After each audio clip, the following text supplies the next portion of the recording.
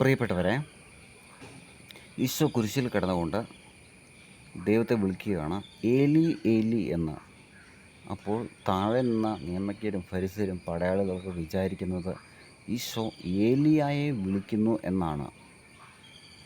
അപ്പോൾ നമുക്ക് സംശയിക്കാം, എനിക്ക് സംശയിക്കാം, എനിക്കറിയില്ല. ഏലി എന്ന വാക്ക് ഈ യഹൂദർക്ക് പരിചയം കാണില്ലേ? ആകപ്പാടെ യഹ്വ എന്ന വാക്കേ പരിചയം കാണുള്ളൂ.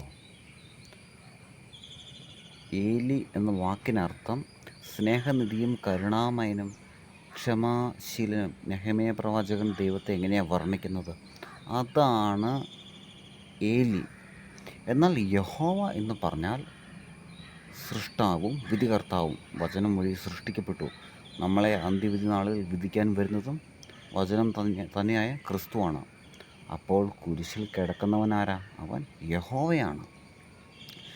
ഏലി ഹിബ്രു വാക്കാണ്.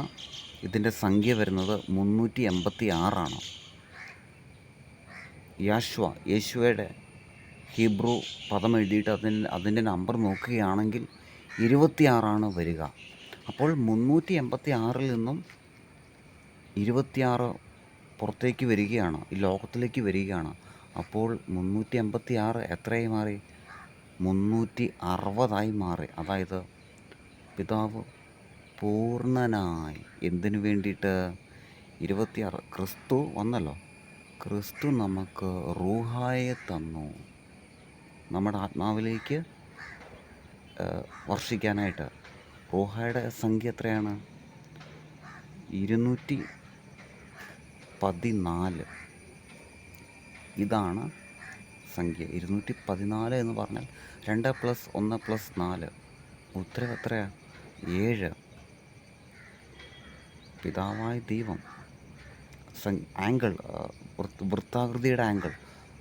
അവൻ പൂർണ്ണനായി മാറിയത് എപ്പോഴാണ്? തൻ്റെ പുത്രനെ തന്നപ്പോഴാണ്. എന്ന് ക്രിസ്തു വന്നിട്ട് നമുക്ക് ആരെ തന്നു? റൂഹായെ തന്നു. റൂഹായുടെ നമ്പർ മറന്നുപോയോ? 214. 2 + 1 + 4. അപ്പോൾ 7 ഉത്തരം കിട്ടി. ഈ 7 നമ്മുടെ ആത്മാവിലേക്ക് വർഷിക്കപ്പെട്ടപ്പോൾ നമ്മുടെ ഓരോരുത്തരുടെയും ആത്മാവ് പെർഫെക്റ്റ് ആവുകയാണ് ചെയ്യുന്നത്. ഞാൻ ഇന്നലെ കിടക്കാൻ നേരത്ത് ഇങ്ങനെ വിളിച്ചുകൊണ്ട് കിടന്നു, ഏലി യഹോവ റൂഹ, ഏലി യഹോവ റൂഹ. അതുകൊണ്ട് ഇന്ന് രാവിലെ ഒരു അത്ഭുതം സംഭവിച്ചു.